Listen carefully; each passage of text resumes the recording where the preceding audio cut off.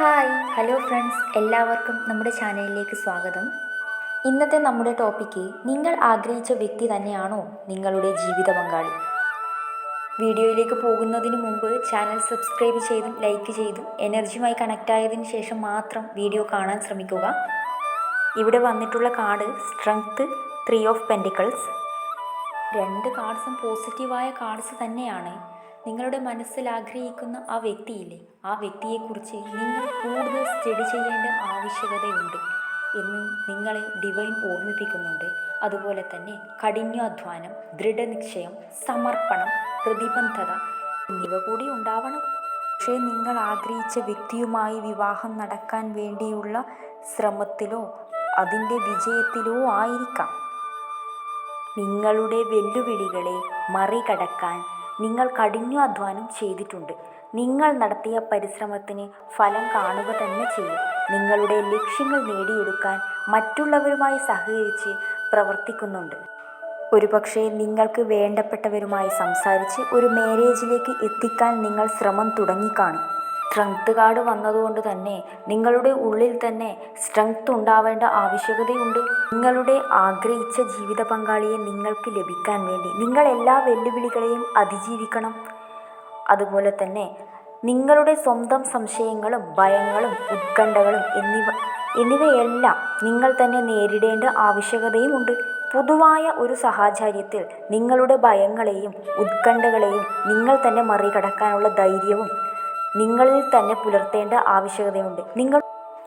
നിങ്ങൾക്ക് ആഗ്രഹിച്ച വ്യക്തിയെ ലഭിക്കാനുള്ള എല്ലാ വിധിയും നിങ്ങൾക്കുണ്ട്. പക്ഷേ നിങ്ങളിപ്പോൾ നിങ്ങളിലേക്ക് തന്നെ ശ്രദ്ധ കേന്ദ്രീകരിക്കുക. നിങ്ങളുടെ ഉള്ളിലെ ആശങ്കകളെ കീഴടക്കി നിങ്ങളിൽ തന്നെ വിശ്വസിക്കുക. നിങ്ങളുടെ ഉള്ളിൽ സ്ട്രെങ്ത് വന്നു കഴിഞ്ഞാൽ നിങ്ങളുടെ ഇമോഷൻസ് കൺട്രോൾ ചെയ്യുന്നതിനോടൊപ്പം തന്നെ മറ്റുള്ളവരോട് സൗമ്യമായ രീതിയിൽ ബിഹേവ് ചെയ്യാനും പഠിക്കണം.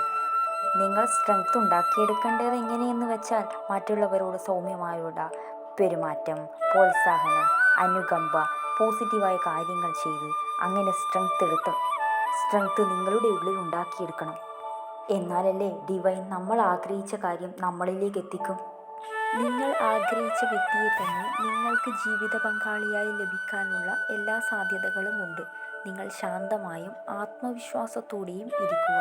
സൗമ്യമായി സ്വയം പരിപാലിക്കുക. നിങ്ങൾ മറ്റുള്ളവരെ സമ്മർദ്ദത്തിലാക്കാൻ പാടുള്ളതല്ല. കടുത്ത സ്വയം വിമർശനവും ഉണ്ടാവാൻ പാടുള്ളതല്ല. നിങ്ങൾ ആഗ്രഹിക്കുന്ന ആ പേഴ്സണില്ലേ, നിങ്ങൾ ജീവിത പങ്കാളിയാക്കാൻ ആഗ്രഹിക്കുന്ന വ്യക്തി, ആ വ്യക്തി കുറച്ച് റിസ്ക്കുള്ള പേഴ്സണാണ്. അതുകൊണ്ട് എല്ലാം ഒറ്റയ്ക്ക് ചെയ്യണമെന്ന നിർബന്ധം പിടിക്കരുത്. മറ്റുള്ളവരുമായി സഹകരിച്ച് പ്രവർത്തിക്കുക.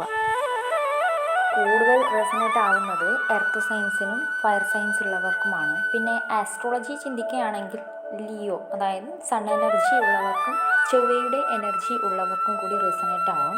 ഇവിടെ ബർത്ത് സ്റ്റാർ വന്നിരിക്കുന്നത് കാർത്തിക, ചിത്തിര, ഉത്രം, മകീര്യം, അവിട്ടം, മകം എന്നീ ബർത്ത് സ്റ്റാർസുകളും കാണുന്നുണ്ട്. നിങ്ങളുടെ സിറ്റുവേഷൻ അനുസരിച്ച് എടുക്കുക. നിങ്ങളുടെ ഉള്ളിലൊരു ചൊവ്വയുടെയും സൂര്യൻ്റെയും, അതായത് സണ്ണിൻ്റെയും മാർസിൻ്റെയും എനർജി കൂടുതലാണെങ്കിൽ നിങ്ങൾക്കൊരു ഭരണ സ്വഭാവം, ഒരു ദേഷ്യ സ്വഭാവം കൂടുതലായിരിക്കും. അങ്ങനെയുള്ളവർക്ക് ഇത് കൂടുതൽ റെസനേറ്റ് ആവുന്നതാണ്. നിങ്ങൾക്കിത് കണക്റ്റ് ആയിട്ടുണ്ടെങ്കിൽ താങ്ക് യു യൂണിവേഴ്സ് എന്ന് കമൻറ്റ് ചെയ്യുക. പോസിറ്റീവ് എനർജി ക്ലെയിം ചെയ്യുക. Thank you.